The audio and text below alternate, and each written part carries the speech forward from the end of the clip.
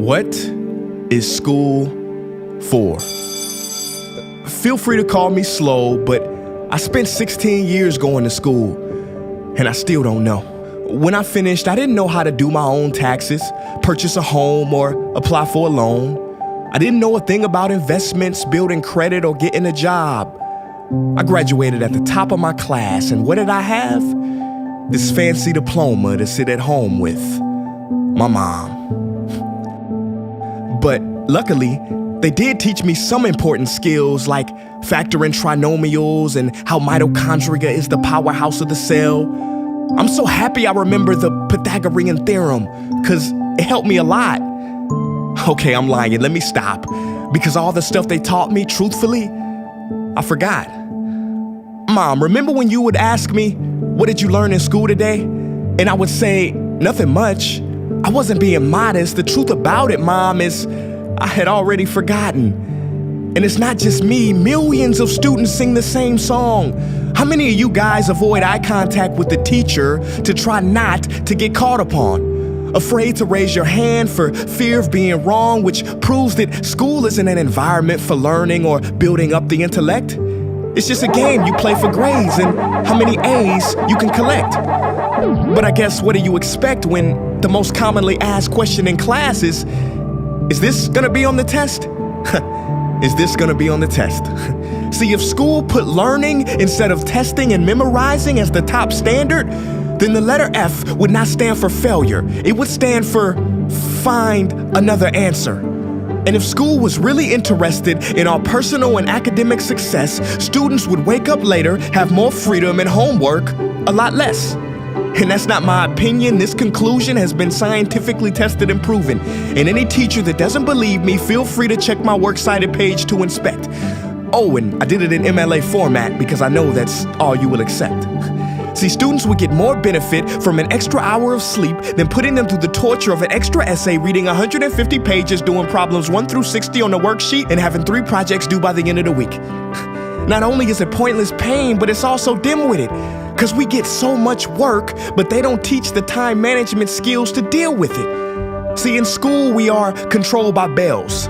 We have to learn in rooms with the feng shui of a prison cell. We have to ask permission to relieve bodily functions, but not before the teacher asks a million questions like, why didn't you go before class? I'm sorry, my bladder is kind of on its own schedule and it's not always timely. See, teachers always say, use your time wisely. But that never made sense to me.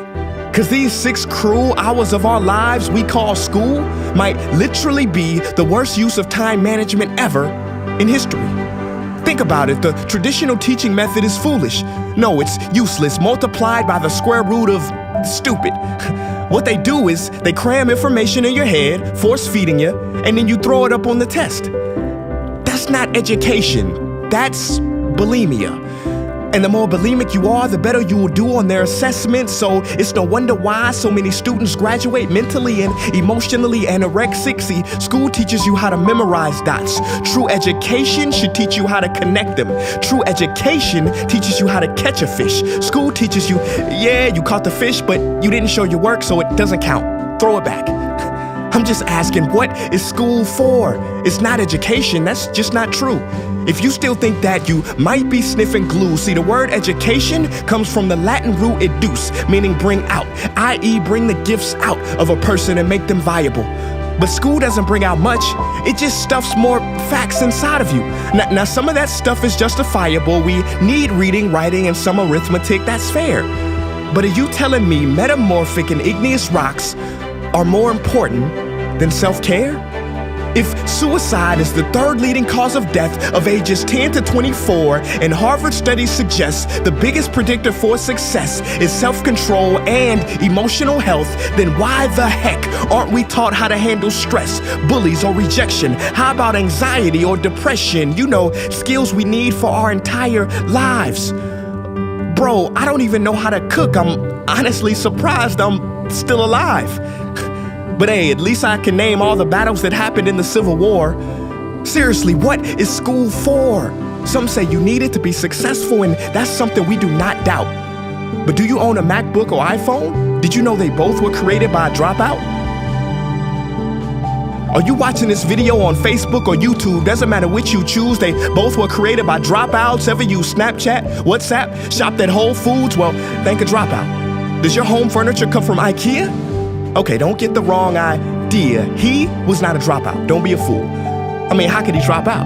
Ingvar Kamprad, founder of IKEA, never even went to school. I know what you're thinking. He's just picking and choosing. There's millions who didn't go to school that aren't successful. Who is he fooling? And you're right. But open your history books and start perusing. You'll find the very people we idolize in school never really had formal and/or secondary schooling. I'm talking George Washington, Abe Lincoln. America's best presidents had zero school between them. Ben Franklin, Thomas Edison, shall I proceed? Ernest Hemingway, Mark Twain, Teddy Roosevelt, Margaret Mead. Now please, I'm not saying drop out, because some schools are great and many teachers are rare treasures. I'm saying that there's a difference between people who are smart and people who score better.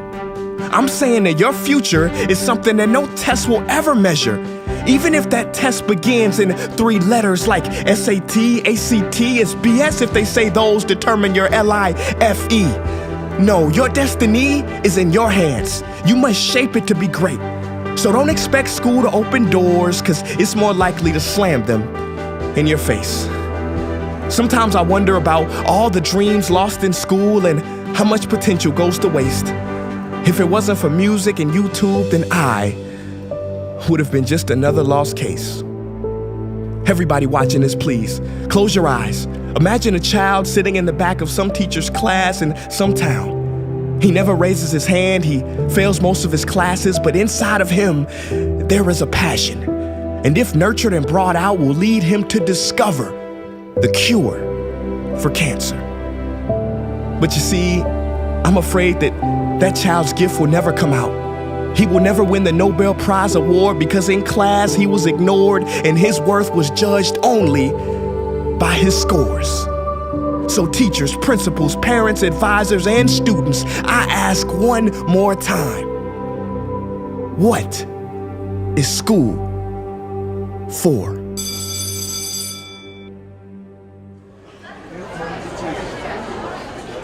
Hey guys, what's up? My name is Prince EA, and I want to thank you for watching that video. And now I just have one question left. What is school for? Don't you think it's time that we answer this question together? If you are a teacher, a parent, or a student, I urge you to check out the Innovation Playlist. What is the playlist? It is a program that any school can try for free. It's based on the best practices from educators around the world, and through its small steps, it can lead to big changes in your school. Go to innovationplaylist.org to learn more. Peace.